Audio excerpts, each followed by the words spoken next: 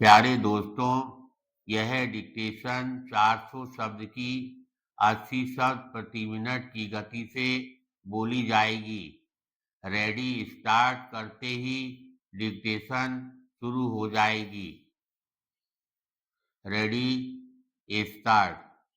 महोदय, पंचायती राज के नीति परिप्रेक्ष्य में विभिन्न राज्यों में पंचायती राज संस्थानों के कार्य पर श्वेत पत्र जारी करना चाहिए ताकि पूर्व अनुभवों के आधार पर भविष्य के लिए कार्यसूची तैयार की जा सके।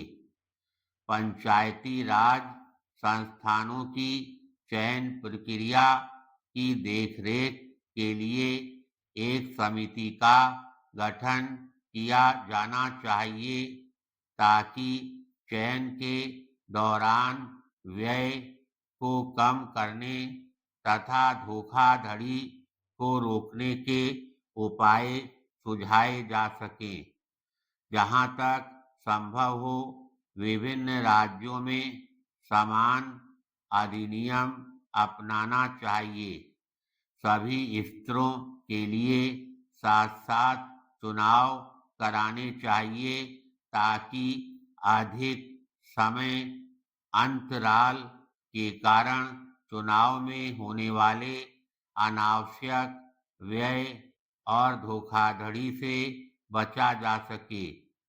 राज्य स्तर का सत्ता में रहने वाली पार्टी पर ध्यान दिए बिना पंचायती राज को सुदृढ़ करने के प्रयास जारी रखने चाहिए। सभी राजनीतिक पार्टियों को पंचायती राज निकायों के विकास के लिए एक सामान्य रूपरेखा तैयार करनी चाहिए। पैराग्राफ। पंचायती राज निकायों के कार्यान्वयन की प्रगति की समीक्षा और निगरानी के लिए संसदीय पंचायती राज समिति का गठन किया जाना चाहिए। विभिन्न राज्य विधानमंडलों में भी ऐसी समितियां गठित की जानी चाहिए। पंचायती राज के लिए अंतर्राज्य मंत्री परिषद का गठन किया जा सकता है जो पंचायती राज संस्थानों के कार्य की निगरानी करेगा तथा विभिन्न राज्यों के अनुभवों का आदान प्रदान करेगा।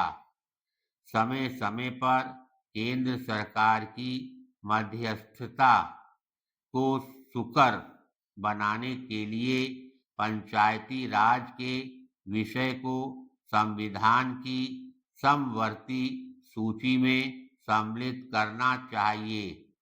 सामान्यतः यह देखा गया है कि सरकार द्वारा गठित जिला योजना बोर्ड प्रशासन की समानांतर इकाई के रूप में कार्य करता है।